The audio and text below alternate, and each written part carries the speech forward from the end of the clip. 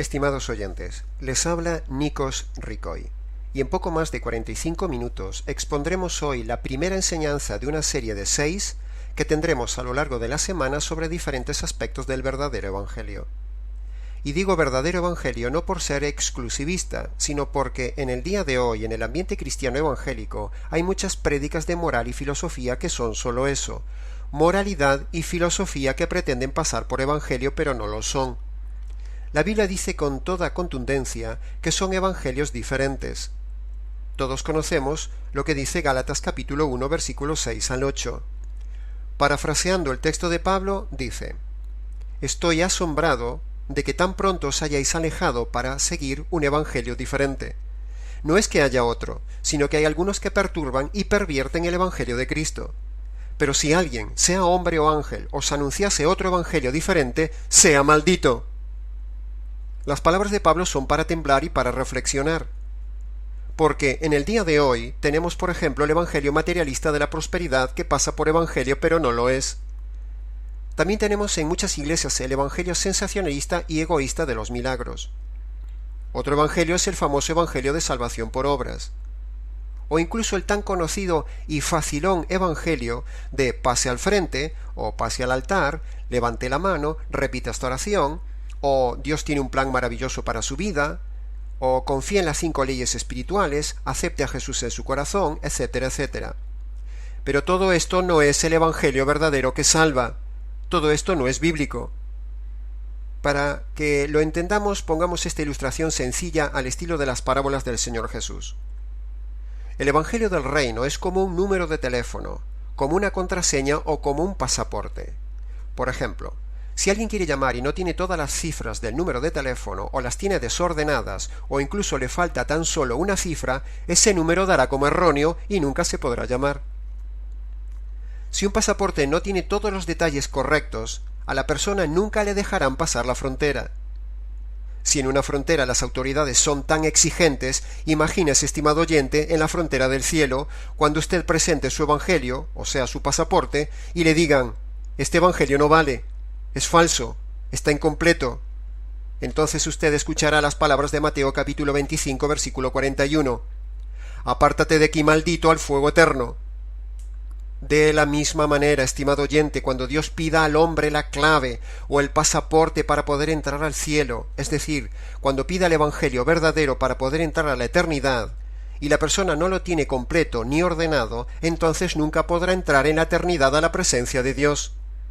Por eso es tan importante conocer, predicar y creer el verdadero evangelio. Dios es perfecto, por lo tanto exigirá un evangelio completo, ordenado y perfecto. Esto es serio, estimado oyente. Un error y no entras. ¿Quién quiere correr ese riesgo de la eternidad? Por eso estamos hoy aquí para enseñar y confirmar el verdadero evangelio. En resumen de esta presentación, antes de entrar de lleno en la exposición, explicación y desarrollo del verdadero evangelio, el resumen es este. Primero, cuidado porque hay varios evangelios que no son evangelio. Segundo, examina el evangelio que tienes y crees a ver si está completo, está ordenado y es el evangelio perfecto. En las exposiciones bíblicas de estos próximos 5 días siguientes, ayudaremos a ver en qué evangelio estás confiando. Vayamos entonces al desarrollo de nuestro primer tema en el día de hoy, cuyo título es El Evangelio desde el punto de vista jurídico. Si hiciéramos una encuesta sencilla en las iglesias y preguntáramos a las personas ¿qué es el Evangelio?, tendríamos todo tipo de respuestas. De hecho, yo hice esta encuesta. Unos dirían: bueno, el Evangelio es la palabra de Dios. Bueno, y yo le diría: eso es una respuesta muy general que no dice nada.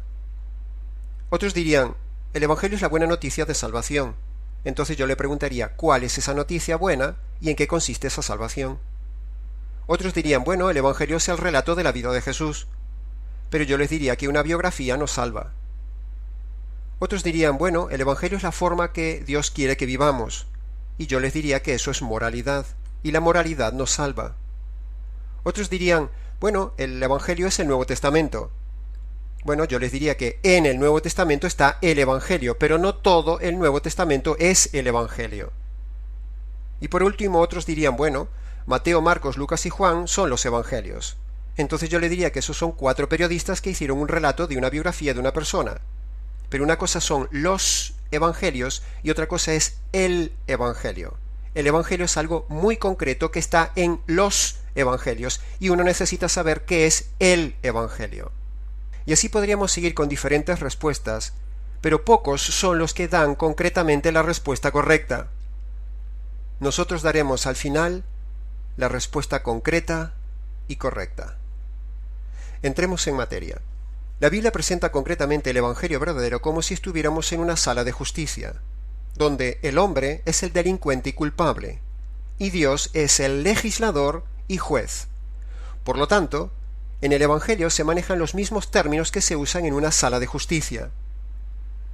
Imaginemos una de esas películas de jurados, de abogados o de jueces. En una sala de justicia hay un juez. En el Evangelio también hay un juez. Dios es juez.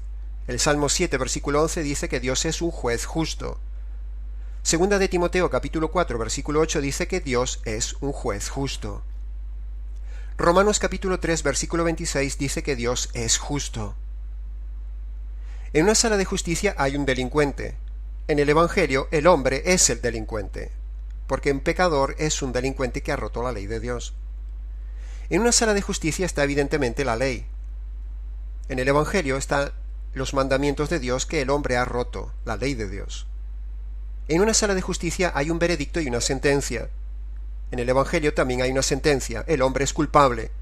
Santiago capítulo 2 dice que si uno rompe un solo mandamiento se hace culpable de todos los mandamientos de Dios. En una sala de justicia se analiza la infracción de la ley. En el Evangelio, el pecado es infringir la ley.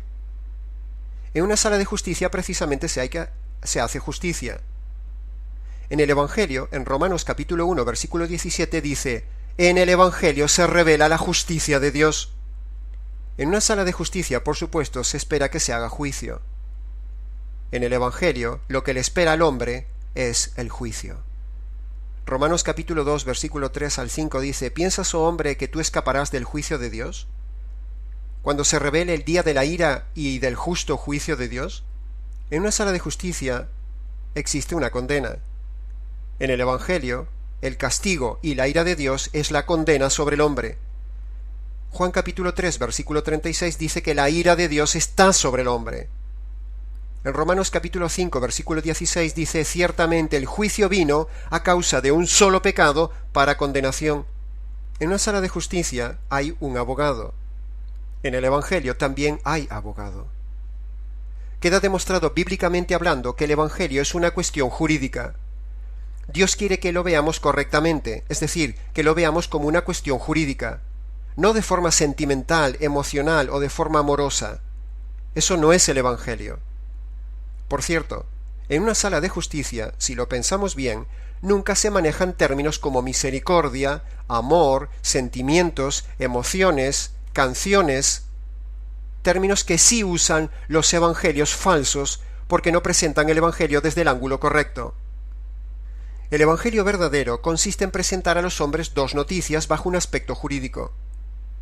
La primera y mala noticia es que el hombre está totalmente condenado por dos razones. La primera, por los pecados que comete diariamente, es decir, por lo que hace, y segundo, por tener una naturaleza mala, es decir, por lo que es. Analicemos primero los pecados que el hombre comete diariamente. Veamos algunos de esos pecados.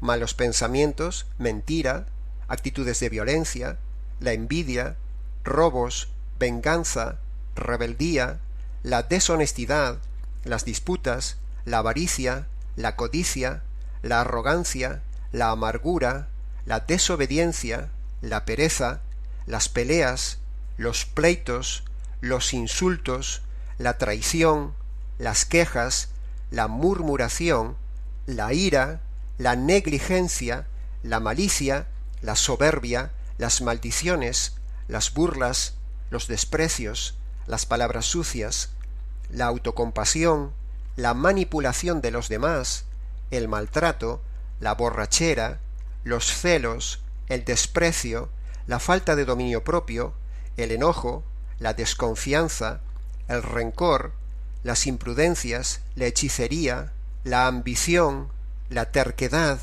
el mal testimonio, la blasfemia, la idolatría, el adulterio, el divorcio, la infidelidad, el orgullo, la estafa, el hacer diferencias entre las personas, la herejía, la ingratitud, la indiferencia, las orgías, la fornicación, la inmoralidad, la lujuria, la homosexualidad, el lesbianismo, el no hacer el bien posible, los griteríos, la falta de control, la religiosidad, los juramentos y las promesas no cumplidas, la insensibilidad, el racismo, las deudas innecesarias, las adivinaciones, la calumnia, la superstición, la insolencia, los afanes, el odio, la injusticia, meterse en las cosas ocultas, la cobardía, la impaciencia, la sensualidad,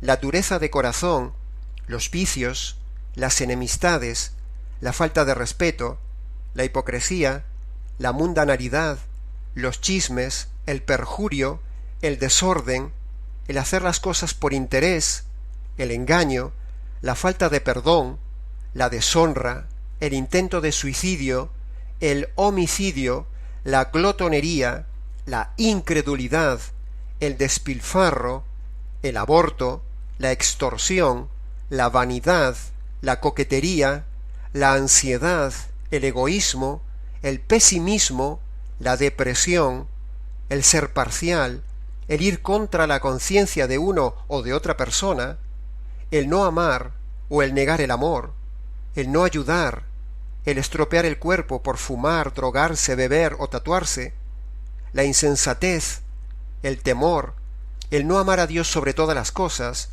el no hacer la voluntad de Dios. Estas y cosas semejantes a estas, la Biblia dice que los que practican tales cosas no heredarán el reino de Dios.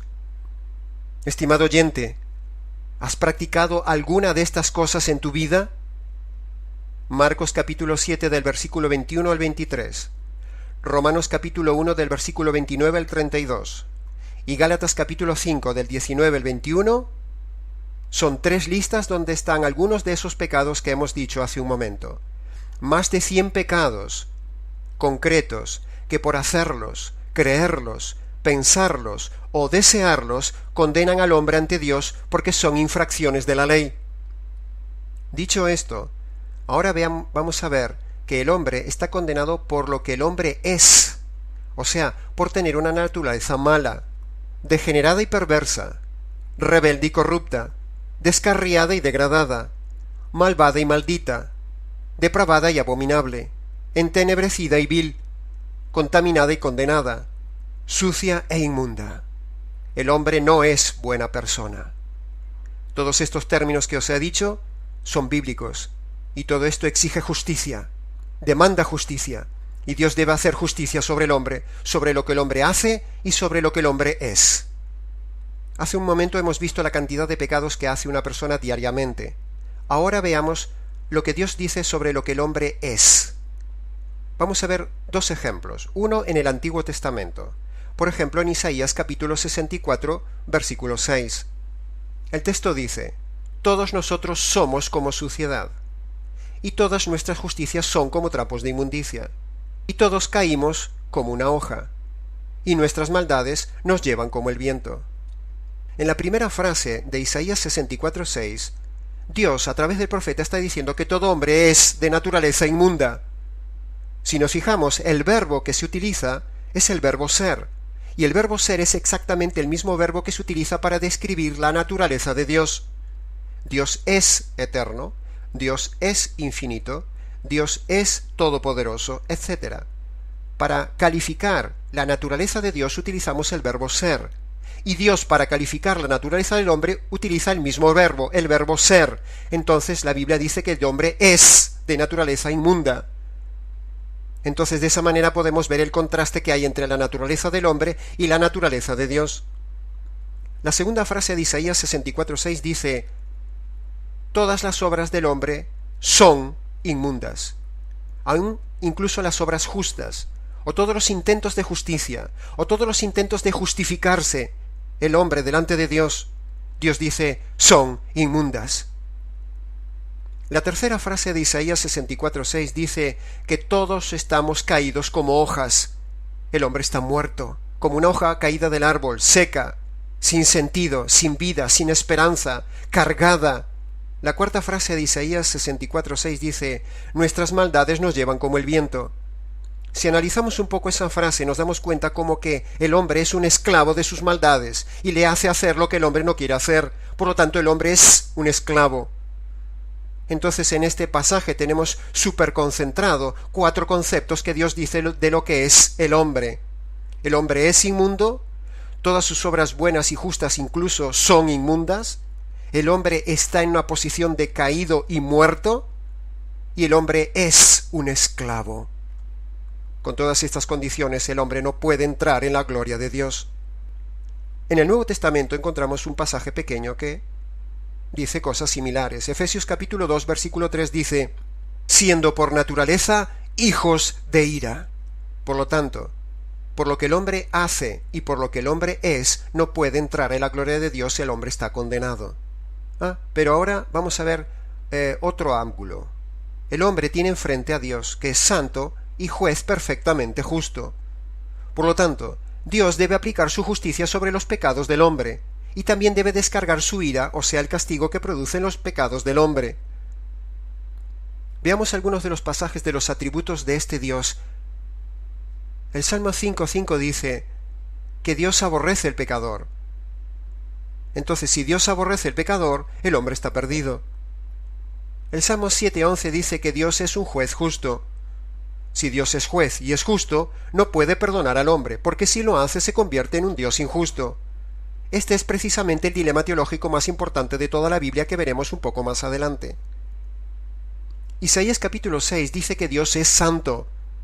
Si Dios es santo en su naturaleza, no puede aceptar la naturaleza inmunda del pecador. Isaías 40:28 dice que Dios es eterno.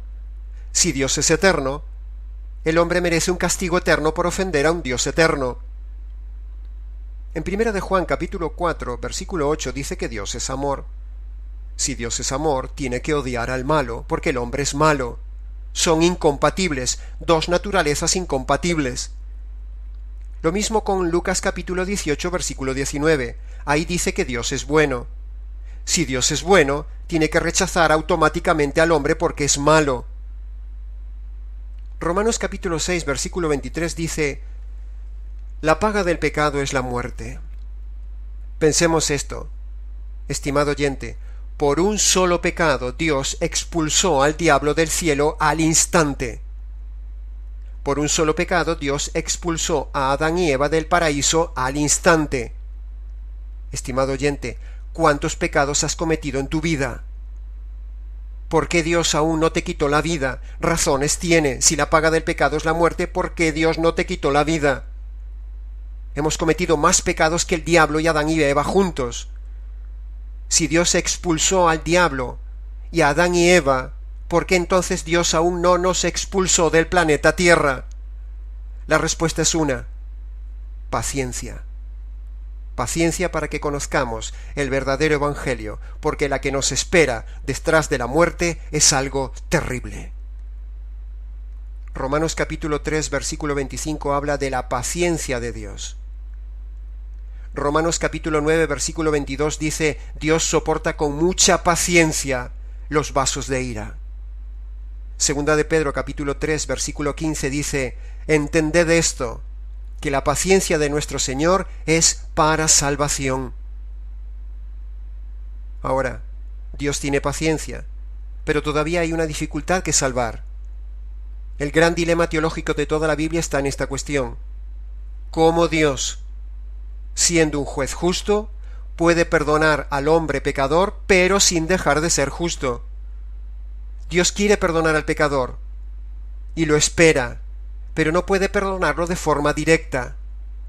Si Dios perdonara al pecador cuando éste se acerca solo con arrepentimiento de forma directa ante él, entonces eso generaría un triple problema jurídico.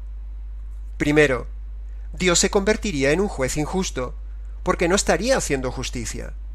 Segundo, el pecador no recibiría lo que se merece, lo cual sería otra injusticia. Y tercero, paradójicamente, el que el hombre se arrepienta delante de Dios, eso sería un delito, o sea, un pecado. Es como si el pecador le dijera, mira, no hagas justicia, déjalo de lado, déjalo pasar, olvídate. O sea, tres injusticias en esa misma acción de arrepentimiento. Imaginemos un delincuente delante de un juez. Se leen los cargos y se le declara culpable. Entonces el delincuente levanta la mano, pasa al frente y le dice al señor juez, señor juez, reconozco lo que he hecho, perdóneme, me arrepiento, déjeme libre. ¿Cree usted, señor oyente, que el juez le va a perdonar? ¿Qué pasaría si el juez perdonara a ese delincuente? Sencillamente sería un juez injusto, un juez corrupto. Y no solo eso, sino que habría otra injusticia. El delincuente no recibiría lo que se merece.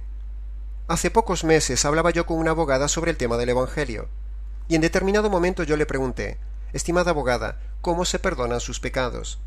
Entonces ella me contestó, bueno, pidiéndole perdón a Dios y arrepintiéndome de mis pecados.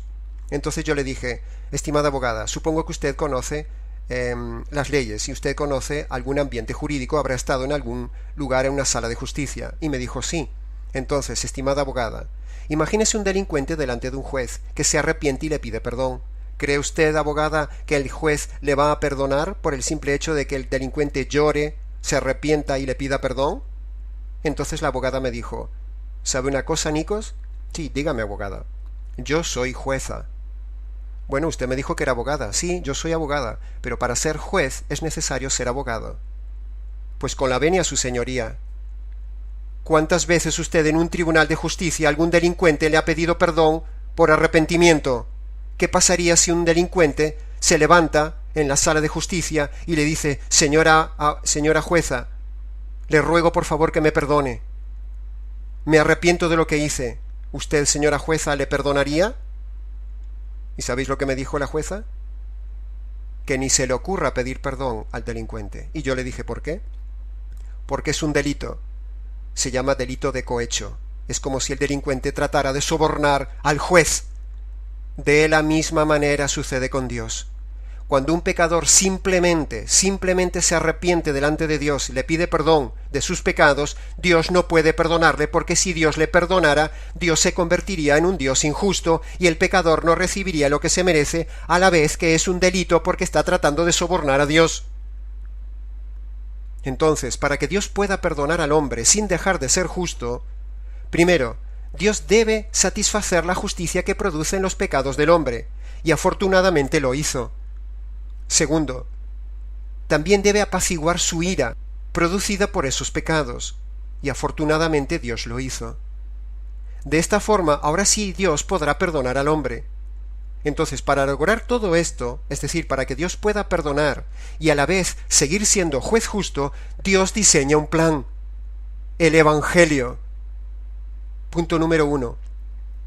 En la cruz, un inocente, Jesús, el Hijo de Dios, se ofrece como sustituto, y lo puede hacer porque es hombre perfecto, porque nunca pecó.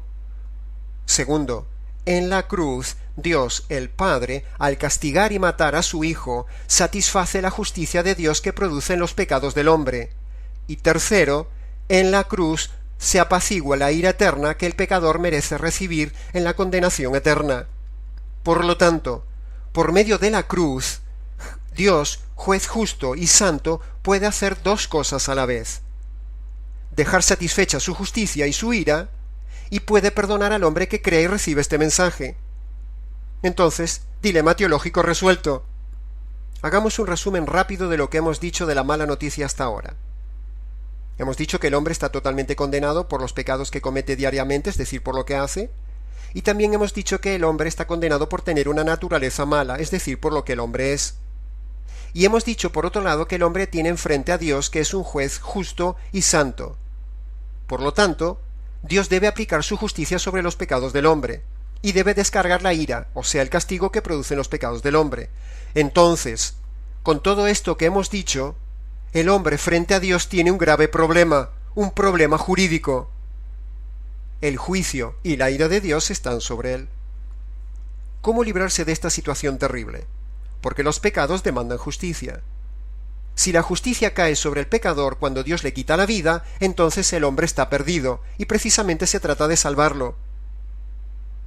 Pero si la justicia cae sobre otro, entonces hay salida, hay esperanza de salvación mientras el pecador no muera.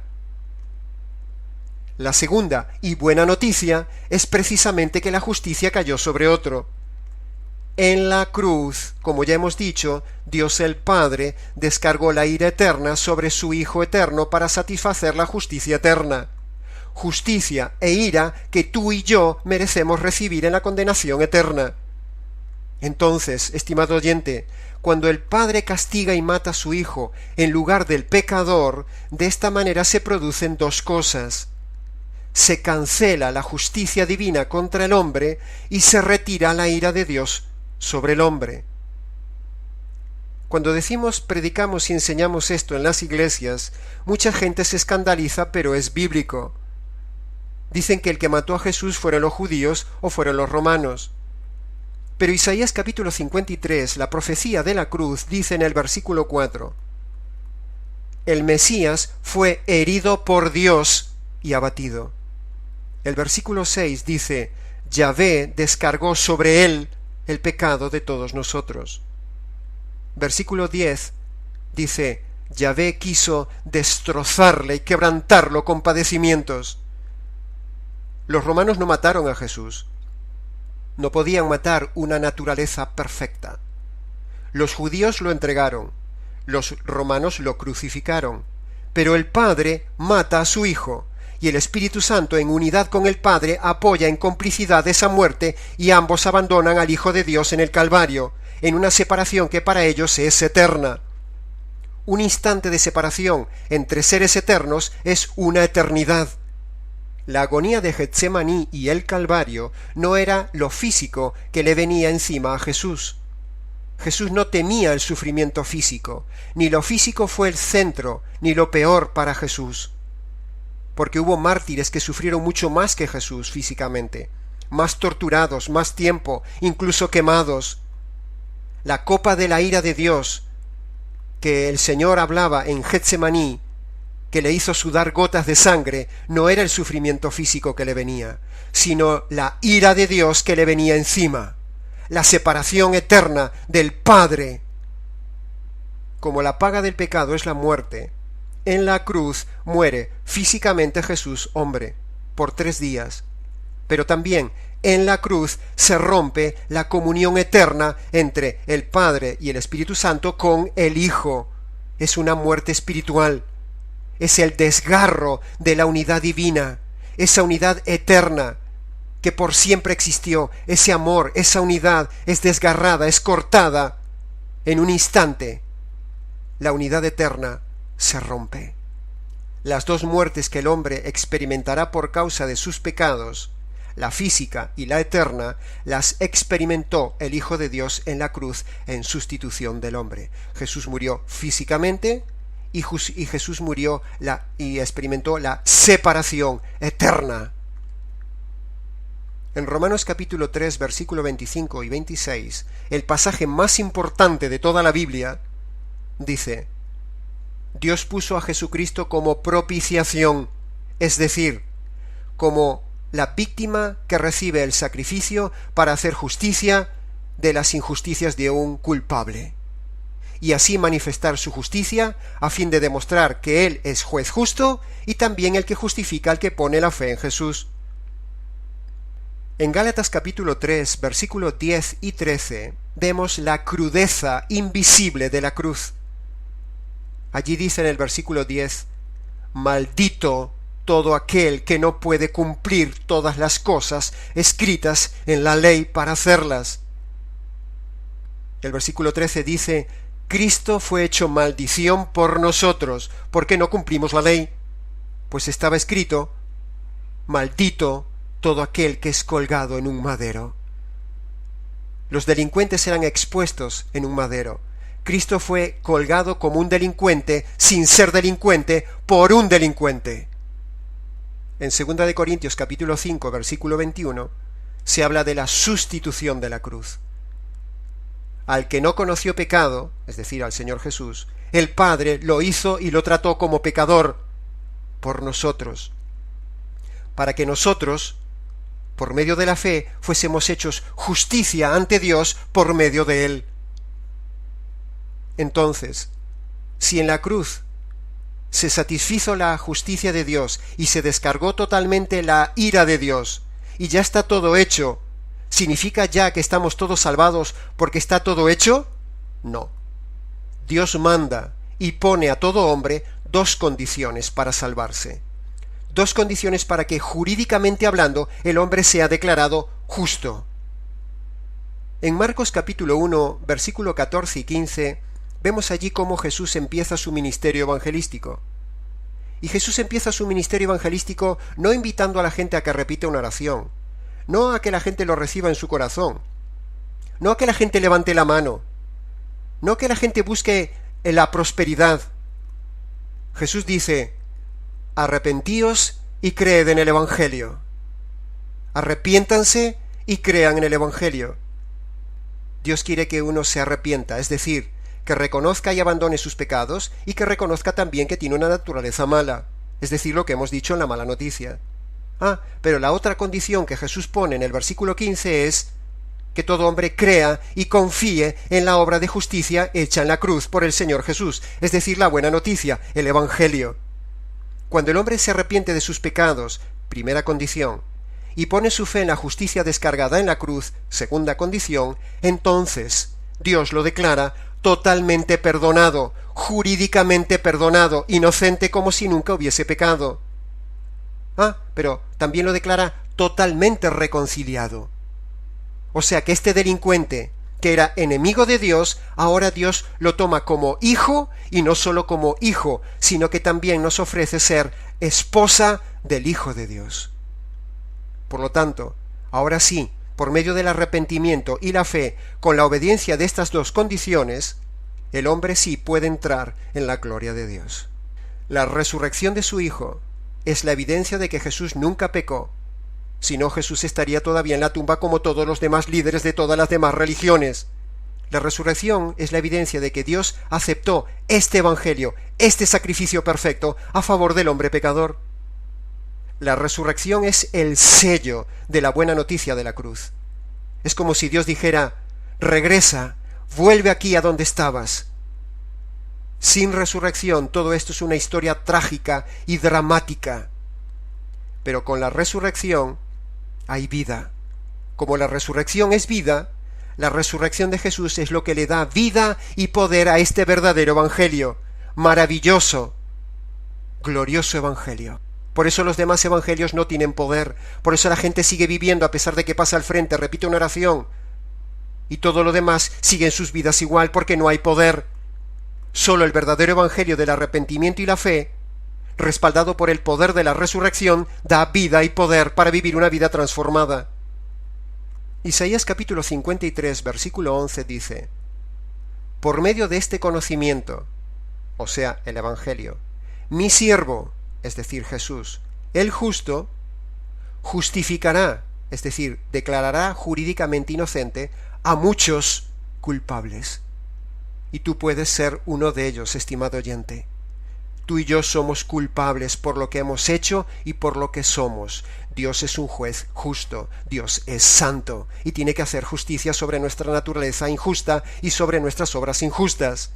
En la cruz está la solución. En resumen de todo lo dicho, el evangelio verdadero consiste en dos noticias y en dos condiciones. Cuando habíamos dicho arriba, ¿qué es el evangelio? El evangelio consta de dos noticias y dos condiciones. ¿Cuáles son esas dos noticias? La mala noticia es que el hombre hace injusticias y es injusto, y Dios hace justicia y es justo, precisamente todo lo contrario. La buena noticia es que en la cruz el Padre descarga su ira sobre su Hijo para hacer justicia de tus injusticias. ¿Y cuáles son las dos condiciones? Las dos condiciones que Dios pone para salvar son arrepentimiento de los pecados y reconocer la naturaleza mala, y poner la fe en la justicia de la cruz. Estimado oyente, yo te invito a obedecer las dos condiciones que acabamos de decir.